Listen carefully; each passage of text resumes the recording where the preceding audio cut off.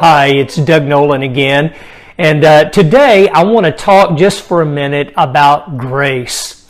You know, as believers, we come into faith because of the grace of God. And you know, I've heard so many different definitions of grace, God's unmerited favor, you know, from A to Z, God's extravagant love to those who don't deserve it. There are a lot of different definitions of grace, and they all have what I believe to be kernels of truth.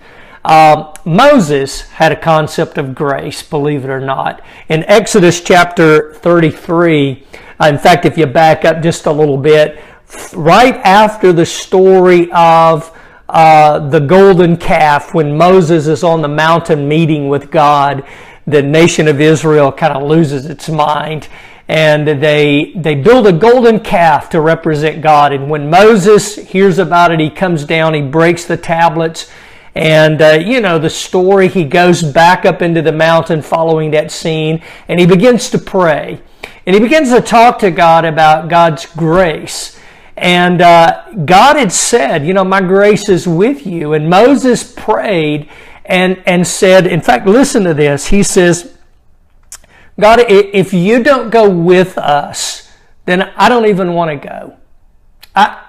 Moses' heart was fascinating at that point. He said, God, if you're just going to send like a representative, we want you to go with us. God, I want you to go with us. I don't just want a representative. I don't want to just know that you've got like a secondary angel going with us, but we want your presence. And so God said, I'll go with you. And listen, in Moses, while he's beseeching God about this, Moses said this, wherein shall I know here that I and thy people have found grace in your sight?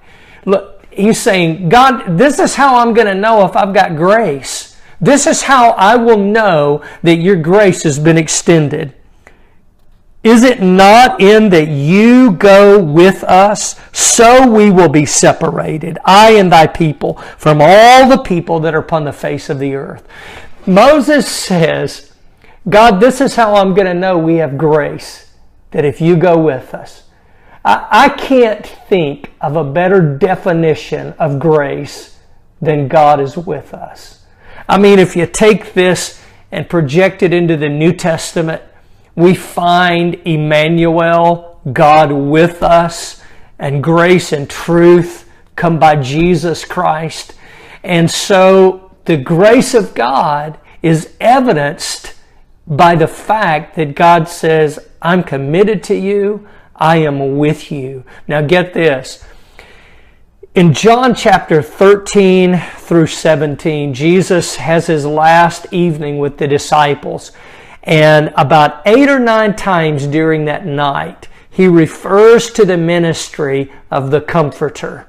And one of the things as he begins to introduce to them the fact that the Holy Spirit that's been with them is now going to change gears, and there's going to be a new experience and a new initiation into the things of God and the things of the Spirit. Jesus says, you know him because he's been with you, but he shall be in you. Man, what an incredible promise, and what a beautiful demonstration and expression of what grace really is. I tell you, folks, God's grace is magnificent. And it's magnificent because it tells us God is with us and goes with us. And I hope you experience the grace of God today in a brand new, exciting way. God bless.